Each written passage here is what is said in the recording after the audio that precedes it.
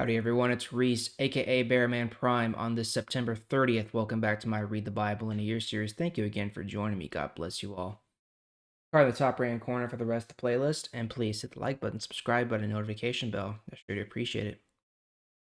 So, we're continuing to see the immediate aftermath of Jesus' return from death. He's revealed himself to a handful of his followers, predominantly the female ones like Mary Magdalene and others like that, who were there at the tomb on the third day.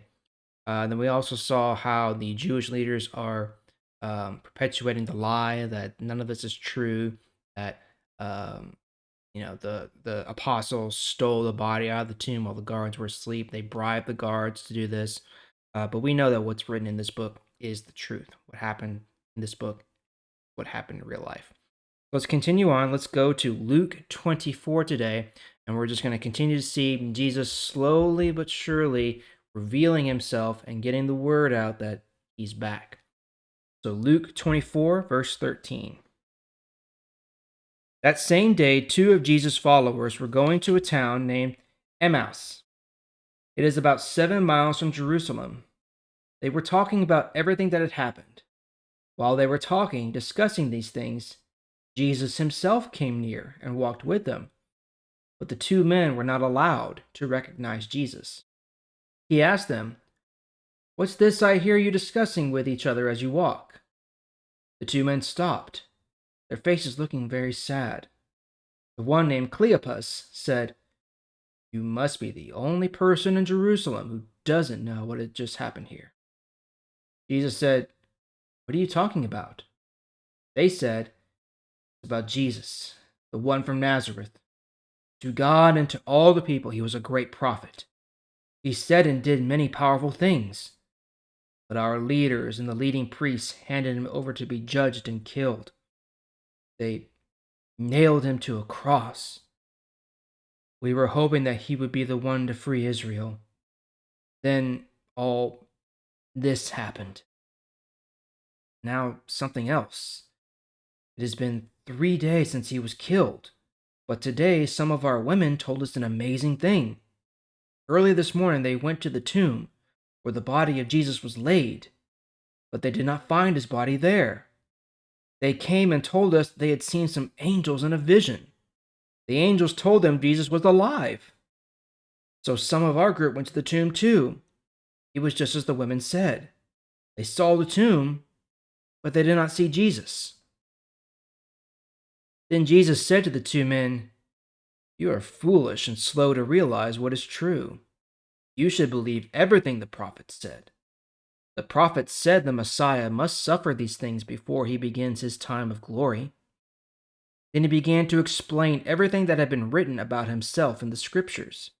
He started with the books of Moses, and then he talked about what the prophets had said about him. They came near the town of Emmaus, and Jesus acted as if he did not plan to stop there. But they wanted him to stay. They begged him, "Stay with us. It's almost night. There's hardly any daylight left." So he went in to stay with them. Joining them at the supper table, Jesus took some bread and gave thanks. Then he broke some off and gave it to them. Just then, the men were allowed to recognize him. But when they saw who he was, he disappeared. They said to each other, "When he talked to us on the road, it felt like a fire burning in us. How exciting it was when he explained to us the true meaning of the scriptures." So the two men got up then and went back to Jerusalem. There they found the followers of Jesus meeting together. The 11 apostles and the people with them said, "The Lord really has risen from death. He appeared to Simon." Then the two men told what had happened on the road. They talked about how they recognized Jesus when he shared the bread with them. Verse 36. While the two men were saying these things to the other followers, Jesus himself came and stood among them. He said to them, "Peace be with you." This surprised the followers. They were afraid. They thought they were seeing a ghost. But Jesus said, "Why are you troubled? Why do you doubt what you see? Look at my hands and my feet. It's really me. Touch me. You can see that I have a living body. ghost does not have a body like this. After Jesus told them this, he showed them his hands and his feet. The followers were amazed and very, very happy to see that Jesus was alive. They still could not believe what they saw. He said to them, "Do you have any food here?" They gave him a piece of cooked fish. While the followers watched, he took the fish and ate it. All right, so here we join up with two of Jesus' followers, not apostles, but just regular old followers, one of them named Cleopas. And they're walking down the road and they're talking. They're trying to, talk things out amongst themselves about what's been going on, about what happened, not only in the last 3 days, but over the last 3 years, probably. And then Jesus appears and comes and talks to them.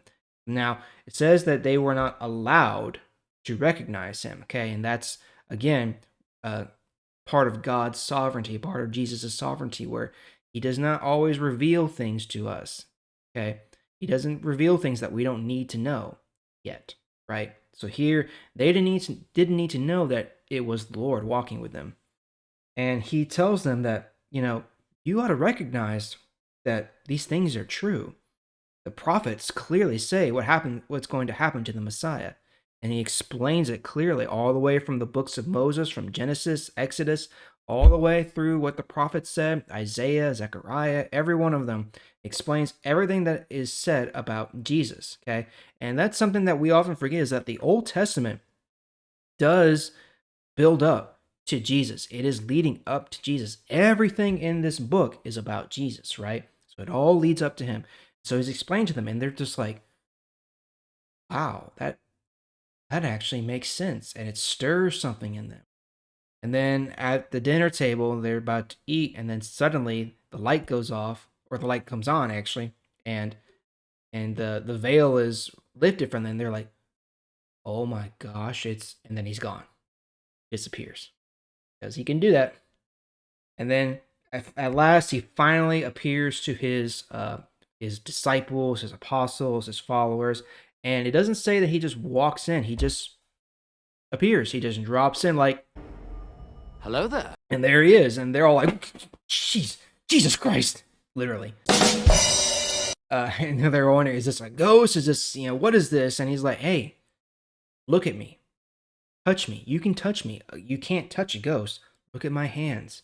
Look at my feet." He's pointing to the wounds, the holes where the nails were, the spear wound in his side. It's me. I'm here. I'm alive. And then he proves it further by eating some fish. Okay, Ghost doesn't need to eat, but he asks for some food. He technically doesn't need the food, but he's doing it to help, them to see that he is alive, he is in a physical form, he is truly alive and been brought back from death, right? That's all for today. We'll pick it up there tomorrow. Thanks again for joining me. I sure do appreciate it. I'll see y'all tomorrow.